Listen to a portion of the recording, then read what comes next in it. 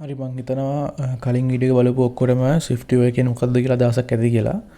කවුරු හරි බලපු නැති කෙනෙක් ඉන්නවා නම් දැම්ම ගිහලා බලන්න. මම link එක description එකේ දාලා තියන්නම්. මම අද මේ වීඩියෝ එකෙන් කතා කරන්න යන්නේ SwiftUI එක වැඩ පටන් ගන්න අවශ්‍ය වෙන දේවලුයි තමන්ගේ laptop එකට xcode දාගන්න කොහොමද කියලායි දාගෙන කොහොමද මුලින්ම project එකක් හදාගෙන වැඩ පටන් ගන්න කියලායි. හරි අපි එහෙනම් පටන් ගමු කොහොමද වැඩ ටික පටන් ගන්න කියලා.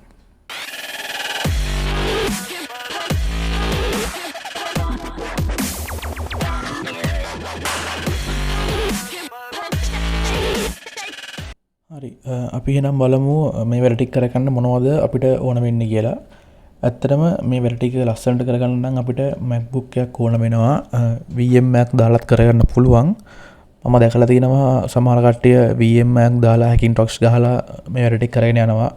හැබැයි මම දන්න තරමට නම් ඒක ඇත්තට සාර්ථක නෑ. මොකද සම්පූර්ණයෙන් වෙනස් ආකිටෙක්චර්ස් දෙක දුවන්නේ performance ගන්න අමාරුයි කියන්නේ ගන්න පුළුවන් ඒත් අර ස්මූත්නස් එක එහෙම ගන්න අමාරුයි ඇත්තටම.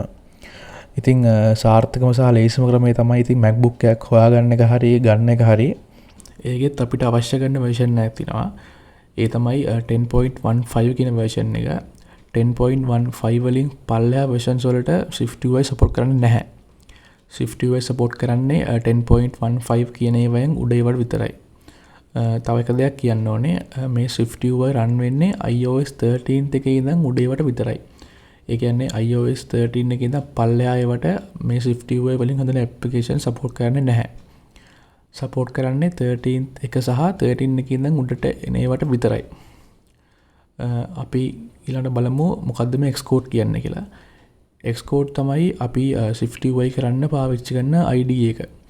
IDE එක කිව්වොත් හරියට ඔයගොල්ලෝ ඔය Android apps හදන්න Android Studio පාවිච්චි කරනවා වගේ ඔය Python කරන්න VS Code, Java කරන්න NetBeans වගේ පාවිච්චි කරනවා වගේ IDE එකක් තමයි මේ xcode කියන්නේ. එතකොට මේ xcode එකෙත් අපිට අවශ්‍ය කරන version එකක් තියෙනවා. ඒ කියන්නේ xcode 11 වලින් උඩට තමයි මේ SwiftUI support කරන්නේ. ඒ කියන්නේ xcode 11 එකෙන් පල්ලෙහාට මේ SwiftUI support කරන්නේ නැහැ. ඕගොල්ලොන්ට xcode දාගන්න ක්‍රම දෙයක්ම තියෙනවා. එකක් තමයි ඕගොල්ලොන්ට පුළුවන් App Store එකකින් ගිහිල්ලා දාගන්න. අනිත් විදිහ තමයි අපිට පුළුවන් Apple ලගේ site එකෙන්ම ගිහලා download කරගන්න. මම මේ ක්‍රම දෙකම පෙන්නන්නම්. හරි අපි මුලින්ම බලමු කොහොමද අපේ App Store එකෙන් ගිහිල්ලා xcode download කරගන්න කියලා. මුලින්ම ඕගොල්ලෝ යන්න App Store එකට ගිහිල්ලා search කරන්න xcode කියලා. එතකොට ඔගොල්ලන්ට මෙහෙම window එකක් එයි. මෙන්න මේ window එකේ මෙතන මේ තියෙන xcode developer tools කියන එකේ තියෙනවා get කියලා button එකක්. මගේ මේ මෙතන මෙහෙම තියෙන මම මේක install කරලා තියෙන හින්දා ඔගොල්ලෝ මේක get කියලා click කරපු ගමන් ඔටෝම download වෙනවා ඔයගොල්ලන්ගේ laptop එකට. ඊට පස්සේ download වෙලා යාම ඔටෝම install කරගන්නවා lap එකට. ඔයගොල්ලන්ට එහෙම කරගන්නත් පුළුවන්. එහෙම නැත්නම් ඔයගොල්ලන්ට පුළුවන් කෙලින්ම යන්න Apple ලගේ site එකට. Apple ලගේ site එකේ මෙහෙම යනකොට පල්ලෙහාට යනකොට තියෙනවා මෙතන තියෙනවා get කියලා get xcode කියලා. එතකොට මේක ක්ලික් කරන්න.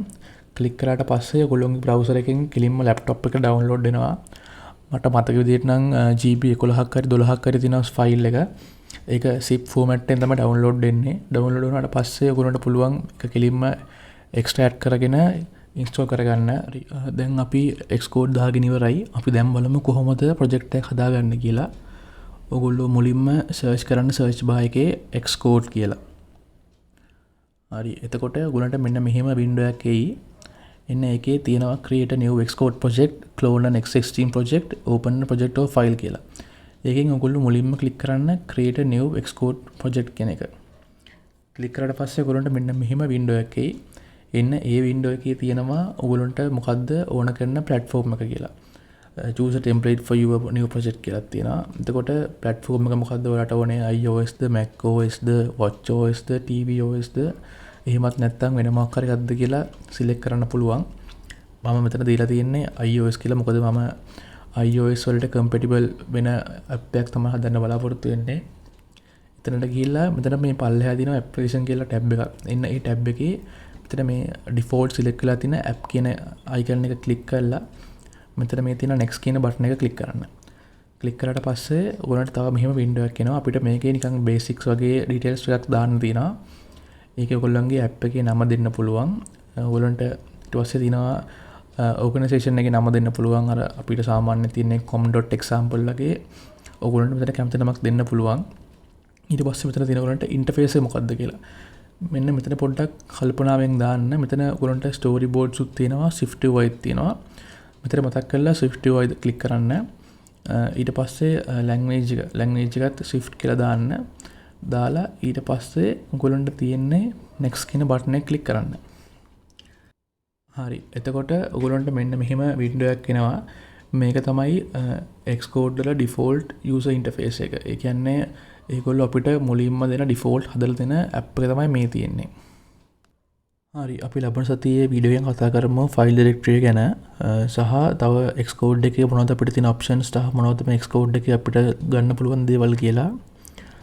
එහෙනම් ලබන සතියේ අපි හම්බෙමු. හැමෝටම සුබ දවසක්.